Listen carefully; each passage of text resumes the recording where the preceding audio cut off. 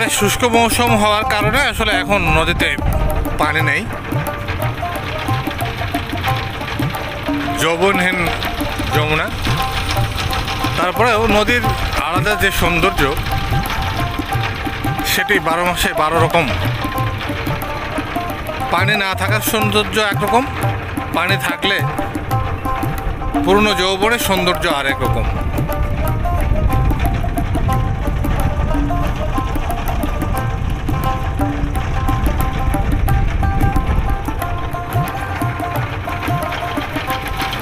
মূল যমুনা নদী মূলত আমরা সামনে যে গ্রামের মতন দেখছি, গাছপালা দেখছি, আসলে এর পিছনে বিপরীতে মূল যমুনা।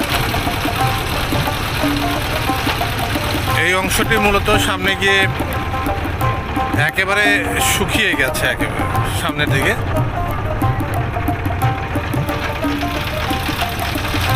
পানি একদম স্বচ্ছ পরিষ্কার, পানিতে কোনো কাদা নেই, বালি নেই।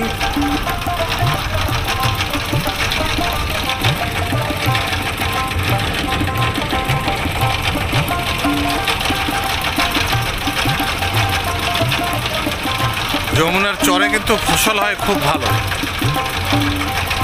যদিও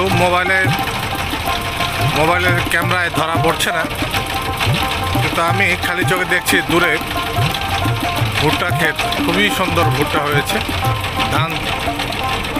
ধান গাছ দেখা যাচ্ছে, ধান লাগানো হয়েছে। সব ধরনের ফসল প্রচুর পরিমাণে হয়।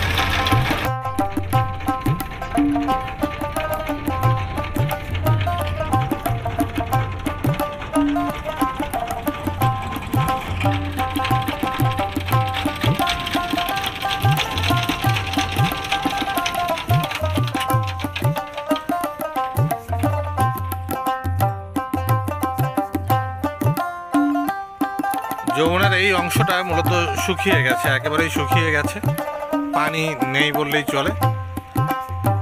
একেবারে সামনে আরো বহু দূরে যেতে হবে মূল যমুনায় যেতে হলে। এদিকটায় একেবারে শুধু চর, বালু চর।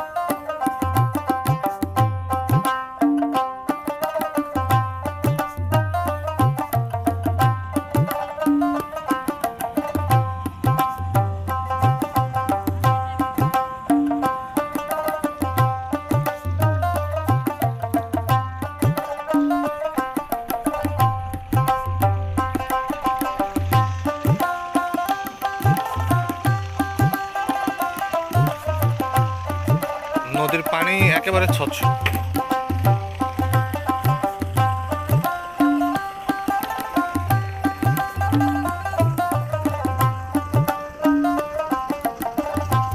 নদীতে নৌকা ভ্রমণের জন্য বেরিয়েছে, সামনের আরেকটি নৌকা দেখছি আমরা।